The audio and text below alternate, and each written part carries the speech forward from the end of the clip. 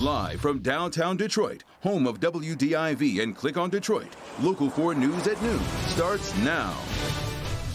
Wet weather is making its way across Metro Detroit. The local forecasters are tracking how long the rain will stay and when the sun will return.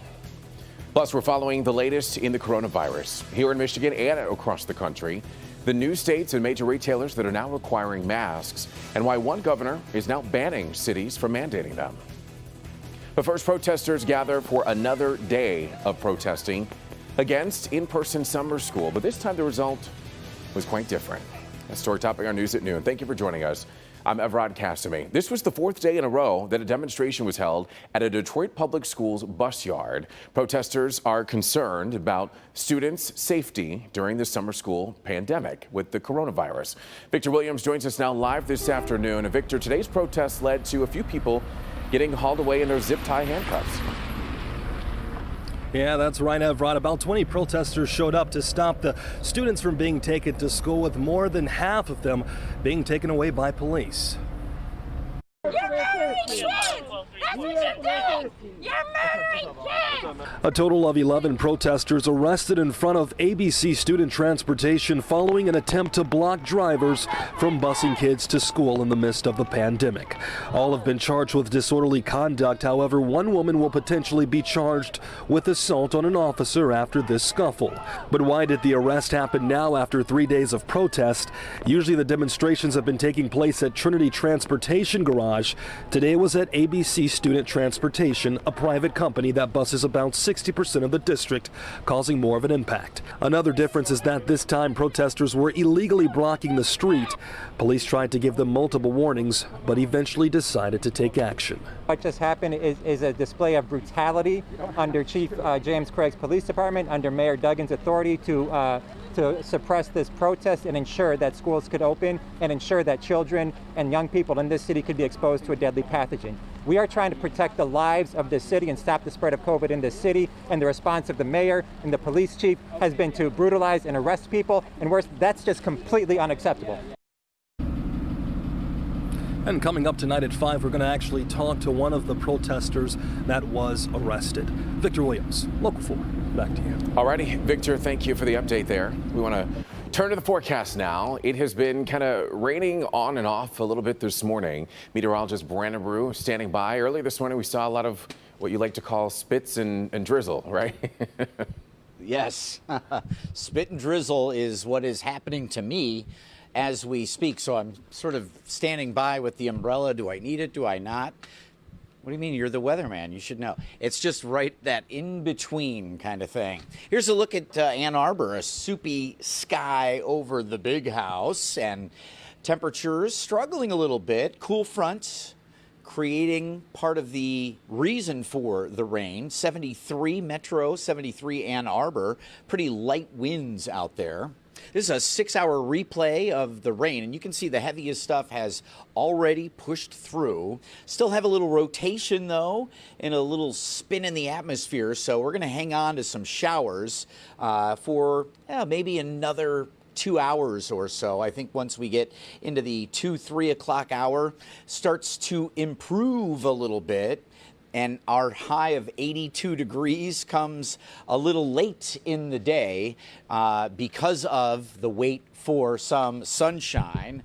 As I stand out here, I'm sort of struggling to get my umbrella going, but we will be tracking these showers coming up, Evrod. We've had some areas already getting between a half an inch to an inch, and a little bit more still to come here. But then we hit the weekend and we warm it up big time. So we'll talk about potentially dangerous heat in that 7-day. All righty. Brandon, we'll see you in just a little bit. Stay dry out there. Now let's get you updated on the latest involving the coronavirus here in Michigan. Right now, there's a total of over 71,000 cases across the state since testing began in March, with 891 new cases in just the past 24 hours. That is the highest single-day case count since May. The death toll from the virus currently sits at more than 6,000, with 4 lives lost in the last day. The Grand Rapids area is the hardest hit right now, but the state says that Kalamazoo and Detroit not too far behind them. Meanwhile, Governor Gretchen Whitmer might move the state back to phase 3 of her reopening plan if the current uptick of COVID-19 cases continues on this upward trend. That would mean no in-person schooling and the possibility of another safer at home order. On Wednesday, she enlisted the help of Michigan and Michigan State coaches to stress the importance of wearing face coverings in public. With Governor Whitmer's executive order banning evictions expired as of midnight, Mayor Mike Duggan added $6 million more to a fund to keep Detroiters in their homes.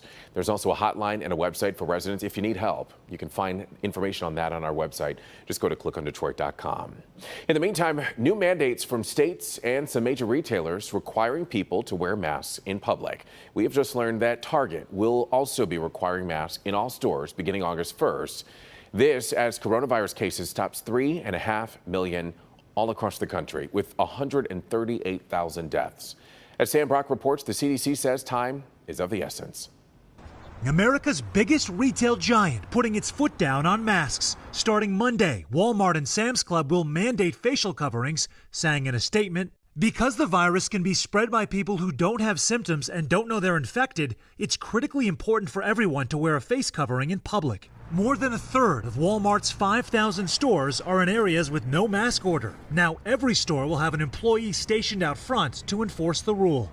Kroger supermarkets also announcing they'll require masks starting next Wednesday. This as skyrocketing infections push more states to issue their own mandates, like Texas, where the governor hopes to avoid drastic action. All we need is for people to wear masks. If everyone wears a mask, nothing will be locked down. Alabama, the latest state joining the mandatory mask list after cases spiked over 70% in the last 2 weeks. I get pretty emotional about this.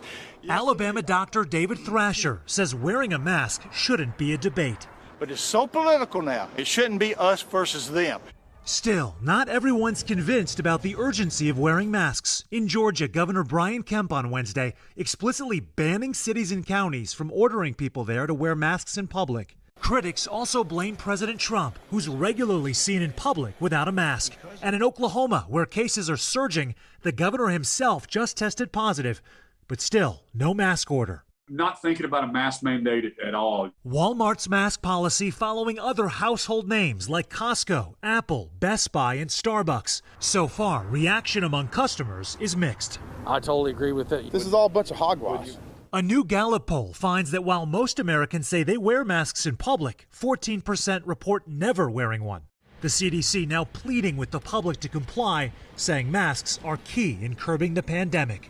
I think if we could get everybody to wear a mask right now, I really do think over the next 4, 6, 8 weeks, we could bring this epidemic under control. Walmart's decision coming as much of a protective measure for its own employees as it is for customers.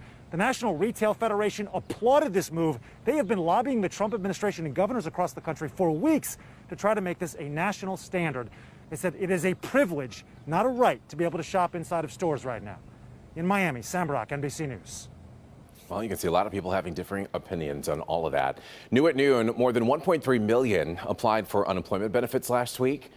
According to the Labor Department, the total number of initial claims fell by 10,000 from last week. Unemployed workers also filed 928,000 claims for pandemic unemployment assistance in 47 states. The U.S. has recovered about 8 million of the more than 20 million jobs lost since the pandemic started. Still to come here on Local 4 News at noon, new developments in the death of George Floyd. New body cams, video revealing more about the final moments of his life. But first, the race to develop a coronavirus vaccine continues as the nation's top health official fights back attacks from the White House.